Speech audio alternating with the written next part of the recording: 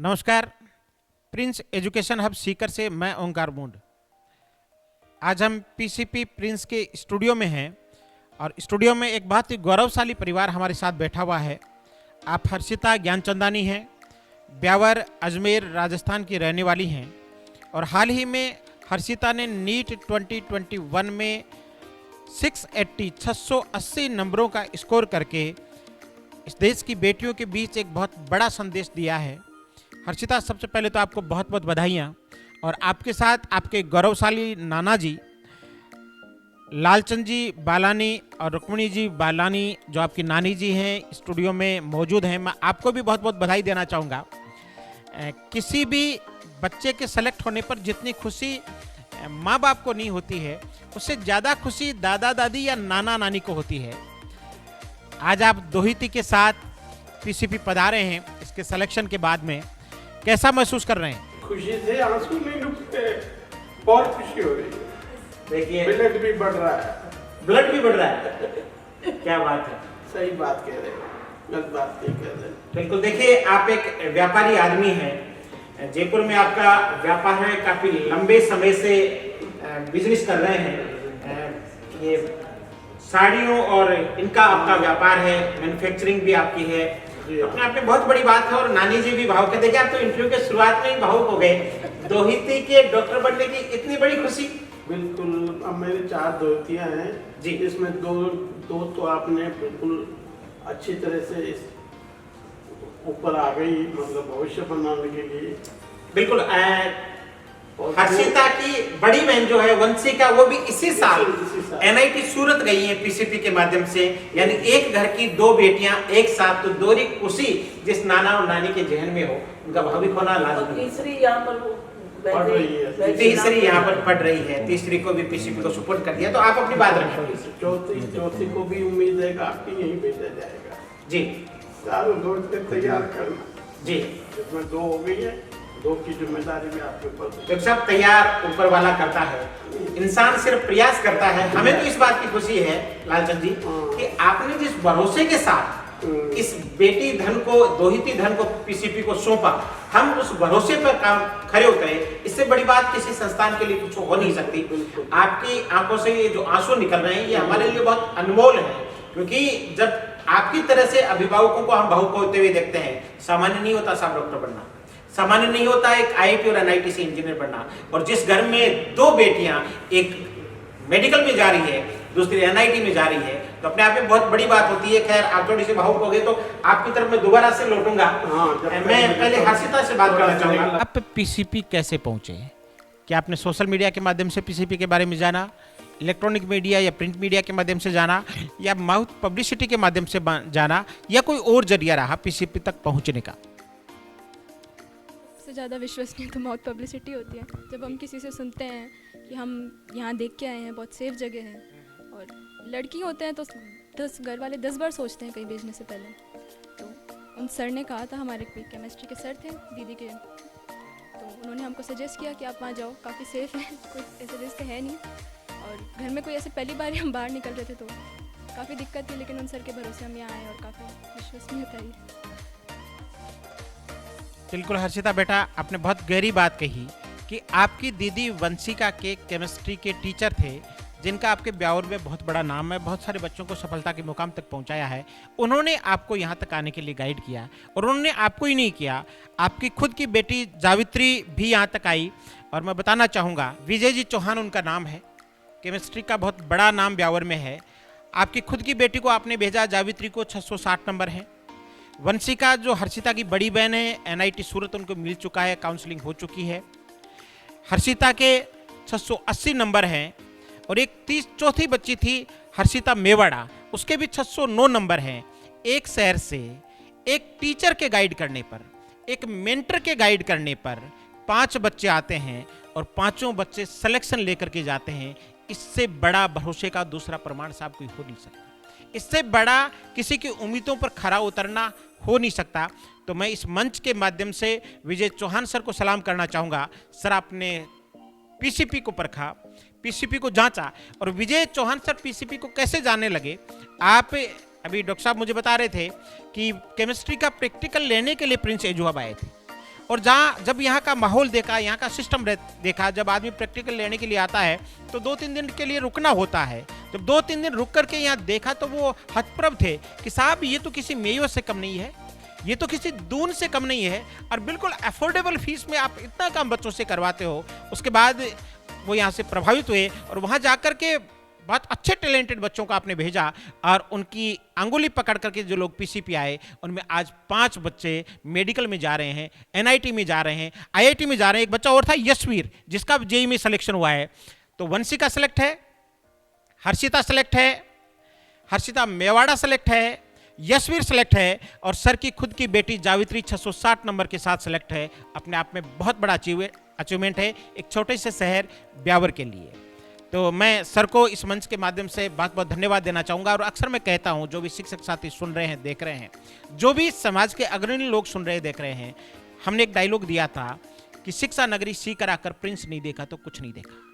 अगर प्रैक्टिकल के बहाने विजय चौहान सर सीकर नहीं आते, प्रिंस नहीं आते, तो वो भी प्रिंस नहीं देखते, और नहीं देखते तो यहाँ की खुशबू से परिचित नहीं होते। और जब यहाँ की खुशबू से परिचित नहीं होते तो न वो यशवीर को भेजते, न जावित्री को भेजते, न हर्षिता ज्ञानचंदानी को भेजते, न हर्षिता मेवाड़ा को भेजते, और न वंशिका ज्ञानचंदानी को भेजते। इसलिए मैं आप सभी से निवेदन करना चाहूँगा, जब भी आप सीकर आएँ, प्रिंस जरूर पधारें, प्रिंस जरूर देखें और ठोक बजा करके इसका पूरा परीक्षण करें, और उसके बाद में आप विद्यार्थियों को गाइड करें। और मैं दावा करता हूं इस मंच के माध्यम से आपके भरोसे पर खरा उतरना प्रिंस एजू हब को आता है। हर्षिता, मैं अब साल भर की आपकी दिनचर्या के बारे में मैं जानना चाहूँगा। पहली बार आप घर से बाहर निकली, यहाँ के हॉस्टल में रही, हॉस्टल का माहौल, क्योंकि आप एक बेटी हैं तो सेफ्टी सिक्योरिटी के लिहाज से भी, पढ़ाई के लिहाज से भी, माहौल के लिहाज से भी, इन्वायरमेंट के लिहाज से भी आपको कैसा लगा पीसीपी के हॉस्टल का माहौल? हॉस्टल में डिसिप्लिन काफ़ी है, उठने के सोने का सबका टाइम फिक्स कर रखा है, और वो डिसिप्लिन ज़रूरी भी है पढ़ाई के लिए। अगर कोई भी बच्चा आता है तो उसको एक माहौल मिल जाता है पढ़ने का, उस माहौल से भी इंसान काफ़ी आगे बढ़ जाता है। एक रूम में 2 हर्षिता थी हॉस्टल में, एक हर्षिता ज्ञानचंदानी, एक हर्षिता मेवाड़ा, यानी हर्षिता स्क्वायर, और दोनों हर्षिता मेडिकल कॉलेज में जा रही हैं। कैसा लग रहा है? खुद का सफल होना एक पक्ष है, रूममेट का सफल होना दूसरा पक्ष है, और दोनों का सफल होना ये अपने आप में बहुत बड़ा पक्ष है। रूममेट थे तो काफ़ी जुड़ाव भी था हम दोनों के बीच में, तो दोनों को जब सिलेक्शन हो गया तो काफ़ी खुशी हुई, दोनों घर वाले भी काफ़ी खुश थे।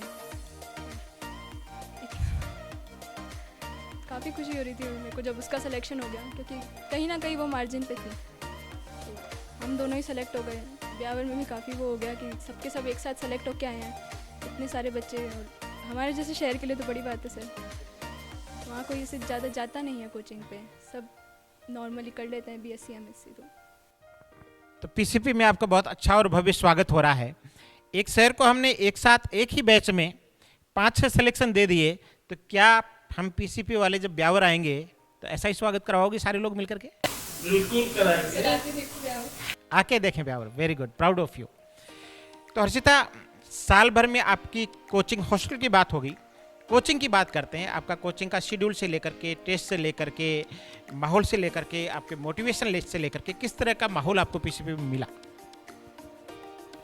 मैं जब आई थी तो काफ़ी अंडर कॉन्फिडेंट थी, क्योंकि मेरे को मतलब विश्वास नहीं था कि मेरा हो जाएगा।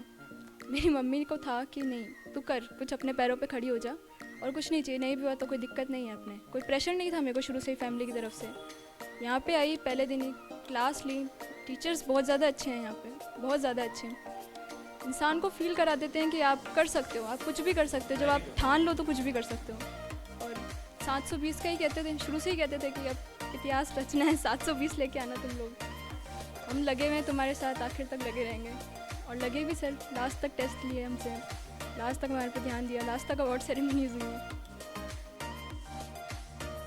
तो क्या हर्षिता ने बचपन से ही ठान रखा था कि एक डॉक्टर ही बनना है, या लाइफ में सडन एक टर्निंग पॉइंट आया और उसके बाद में गाइडेंस मिलता गया और हर्षिता डॉक्टर बनने के सफ़र में कदम बढ़ाती गई? जैसा कि मैंने बताया, मैं कोई शुरू से ही बहुत ज़्यादा अच्छी नहीं थी पढ़ाई में, तो मुझे पे घर वाले कभी प्रेशर डालते नहीं थे कि तू ये बन वो बन। मुझे 10th में आके एकदम से पता चला था कि मेरे पापा का सपना था कि मैं डॉक्टर बनूँ, और मेरे ज़िंदगी में शुरू से कोई ऐसे एम था नहीं, तो मैंने कहा ठीक है पापा डॉक्टर बनने की कह रहे हैं, मैं बन जाती हूँ डॉक्टर। और उसके बाद मैं आ गई। मैं शुरू से ही मतलब थोड़ी अंडर कॉन्फिडेंट लड़की थी, यहाँ पे आके कॉन्फिडेंस बूस्ट हुआ है मेरा। बहुत बढ़िया हर्षिता, तो आपको आगामी जीवन के लिए बहुत बहुत शुभकामनाएं। आप एक अच्छी और बड़ी डॉक्टर बने, मानवता की सेवा करें, अपने शहर की सेवा करें, उसी इस देश और प्रदेश की सेवा करें। हर्षिता की नानी जी रुक्मिणी जी बालानी भी यहाँ मौजूद हैं। आप मैडम इस अवसर पर क्या कहना चाहेंगी? मैं तो कहती हूँ अब मेरी दूसरी दो दोस्तियाँ हैं, वो भी यहाँ पर आके एक दो और है, वैदई रामचंद्रानी, वो भी जोधपुर से आई हैं। उन्हों को भी हमने ही भेजा है इनके माध्यम से। तो दो दोहितियाँ, एक मेडिकल में जा रही है, एक एनआईटी में जा रही है, दो सफल हो गई तो बाकी को भी उस लाइन में आपने लगा दिया है। तो ये बचपन में आपके पास ननियाल काफ़ी ज़्यादा रही होगी, कितनी चंचल थी या बिल्कुल अभी की तरह सिंसियरी थी?